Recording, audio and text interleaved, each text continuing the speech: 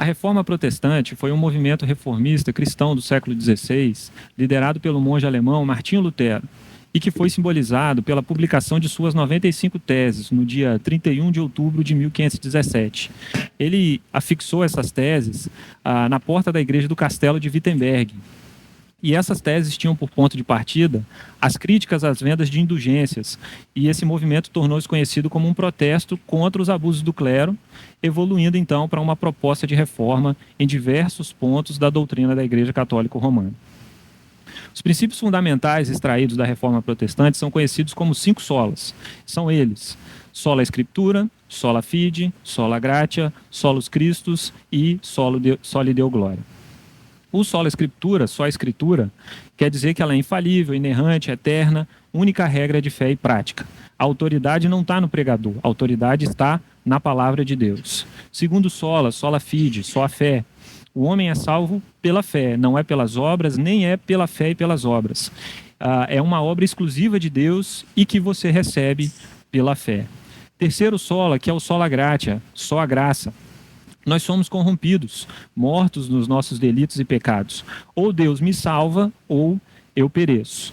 E agora nós vamos falar com um pouco mais de detalhes sobre o quarto sola, que é o solus Christus, somente Cristo. E eu quero começar citando uma frase de Martinho Lutero. Ele diz o seguinte: devo ouvir o Evangelho. Ele não me diz o que devo fazer, mas o que Jesus Cristo, o Filho de Deus, fez por mim. E como ele chegou a essa conclusão? Através da palavra, das Escrituras. Na verdade, toda a Bíblia aponta para Jesus Cristo. De Gênesis a Apocalipse, Jesus estava na criação. Ele é o descendente da mulher que esmagou a cabeça da serpente. Ele é o rei de Israel da oração de Ana. Ele é o rebento do tronco de Jessé. Ele é o caminho e a verdade e a vida. Ele é a pedra angular que foi rejeitada pelos construtores. Ele é o Verbo, ele foi aquele que ressuscitou e não mais morreu, e está vivo à destra de Deus Pai. E é ele que voltará com grande poder e glória para nos buscar.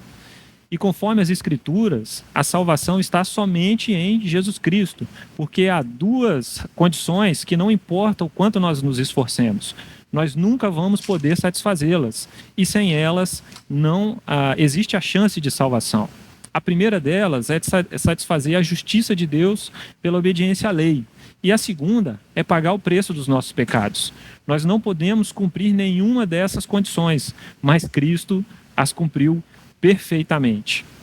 Romanos 5,19 diz: por meio da obediência de um só, muitos se tornarão justos. Romanos 5,10 também diz: nós, quando inimigos, fomos reconciliados com Deus, mediante a morte do seu Filho. Mas apesar de Jesus ser o único nome atribuído à salvação, cura, libertação e purificação pelos apóstolos e pelos primeiros discípulos, com o passar do tempo e com o afastamento da centralidade do Evangelho de Jesus Cristo, outros nomes e práticas começaram a achar lugar. Enquanto no início, Jesus e seu sacrifício eram suficientes e únicos para a salvação, com o tempo, ela passou a ser recebida pela obra de Cristo, mas associada à justiça da pessoa salva. Não só isso, mas outros cristãos, depois de mortos e considerados santos, com um suposto acesso especial diante de Deus, também passaram a ser considerados intercessores diante do Pai. Então, a reforma veio para trazer de volta como um de seus pilares a obra exclusiva de Cristo, retornando às Escrituras e relembrando: somente Cristo é capaz de pagar o preço pela nossa salvação. 1 João 4,14 diz: e nós temos visto e damos testemunho de que o Pai enviou o seu Filho como Salvador do mundo. O autor aos Hebreus complementa dizendo: Jesus, porém, tendo oferecido para sempre um único sacrifício pelos pecados, assentou-se à direita de Deus. E o livro de Atos, no capítulo 4, no verso 12, ainda diz: e não há salvação em nenhum outro, porque debaixo do céu não existe nenhum outro nome dado entre os homens, pelo qual importa que sejamos salvos. Quando adicionamos nossas obras vazias ou falsos mediadores à salvação, então pregamos o que Lutero chamou de teologia da glória, em vez de uma teologia centrada na cruz, teologia da cruz, roubando de Cristo a sua glória como nosso suficiente Salvador. Vale destacar que isso ainda é uma tentação para a igreja hoje. Somos sempre tentados a seguir uma teologia da glória. que distorce a imagem da salvação, que nos é dada através da palavra. Uma teologia da glória quer Deus, mas ignora a cruz, inserindo assim artifícios humanos para chegar a Deus. O solus Christus era necessário no século XVI e é necessário no século XXI também, para nos convencer do fato de que a nossa relação com Deus não pode ser mediada por ninguém menos que apenas Jesus Cristo. Hoje também é comum ouvirmos que toda religião salva, que todo caminho leva a Deus. Mas a gente precisa discordar porque a Bíblia diz que Jesus é o único caminho. No Evangelho de João, em João 14,6, nós temos o registro do próprio Jesus dizendo: eu sou o caminho, a verdade e a vida. Ninguém vem ao Pai senão por mim. Paulo, em 1 Timóteo, no capítulo 2, nos versos 5 e 6, afirma que há um só Deus e um só mediador entre Deus e a humanidade, Cristo Jesus, homem que deu a si mesmo em resgate por todos, testemunho que se deve dar em tempos oportunos.